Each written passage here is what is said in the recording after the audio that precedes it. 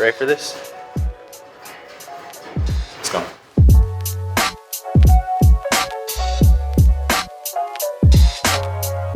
I fell in love with music probably around age 5. I remember I was listening to a Babyface record with my brother, and I always wanted to be one of my brothers because, you know, they got girls, so I wanted to get girls too. So Babyface was playing, so I'm like, I gotta learn this music. So I think the first time I heard one of the records, I tried to actually mimic one of the notes he was doing. I was like, forever, never, never, never, never. Right there, whatever the case was. And I was like, man, I can do this.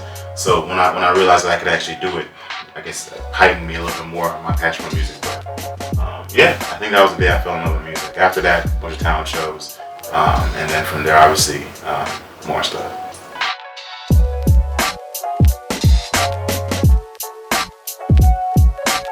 So I did talent shows, and then actually I teamed up, not even teamed up, I went to school with like-minded people. I went to school with one of the group members that I ended up being in a group with. After falling in love with music and talent shows and all that stuff like that, then it came to a place where I kind of was finding like-minded people who did music like me.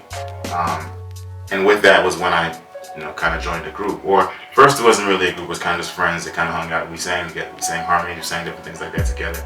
And afterwards we, evolved and became a group, and then the rest became history. We ended up doing very well in Canada, doing very well in Toronto.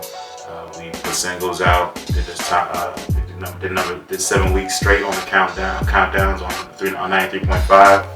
It was magic, man. It was great. We were really on a high, and it was dope. But I think after a certain point in time, at least at that time, Toronto, it had a plateau.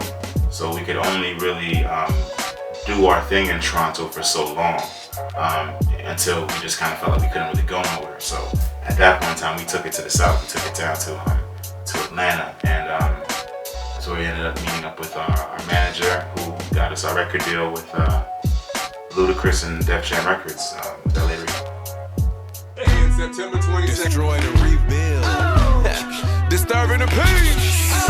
Untitled. And I'ma let them have their way with you for a second. Let's go.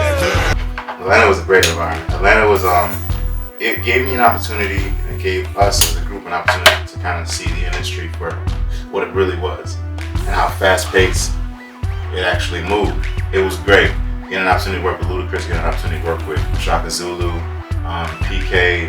It just gives you a lot of insight to the industry and the moves you need to make as an artist to be successful. What ended up happening was I feel like we were just doing a lot of different stuff during that time period that wasn't going towards our goals as a group, and that would lead to where the demise of the group went. In which, look, you can't keep 3 young men hostage in a place where they can't really live their lives properly. They're kind of held hostage by the music industry, their goals and their dreams, and eventually, if they don't turn on you as a label, they're gonna turn on each other. And that's what happened. We were pushing for a long time. Things were happening really, really well, to be honest with you. We got a chance to put videos out. Our single was number 2. Our single, Stupid Dumb Fly, featuring Ludacris. Really, really great single. And we were doing really, really well, but I think at that point in time, there was just so much turmoil in the group that dudes didn't really feel like they had it in them anymore.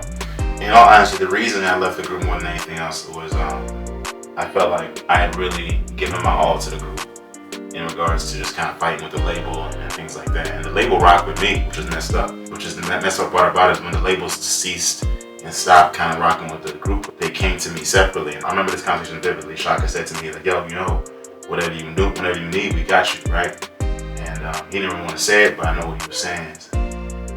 At that point in time, I left the group because a lot of different things happened in my personal life.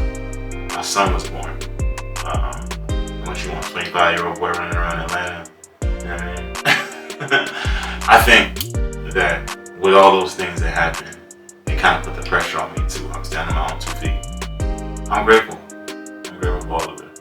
When I left the group, things was going really, really well, to be honest with you. I put out a single called Break by Break was my first single.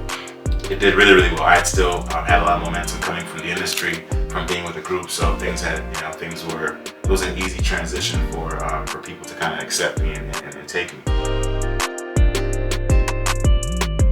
There was no moving back to Toronto. What happened was this, in all honesty. My paperwork had expired, and that was my visa. I was trying to come back home. I came back, not knowing my paperwork wasn't straight. I couldn't go back to the US for 3 years. I felt like everything I went through, everything I had done, and all the arguments with my family, all the shows, all the long nights, I felt like everything was for nothing. When I realized that, I said to myself, it can never be for nothing. All this ain't never gonna be for nothing. So I was looking for different jobs, as the case was, and I ended up landing a job with the city, working with youth. I think that more than anything is my calling. Not necessarily, being a youth worker, but helping people come up, helping people that have the same dreams I did. They put me in a recording studio to work with youth right away.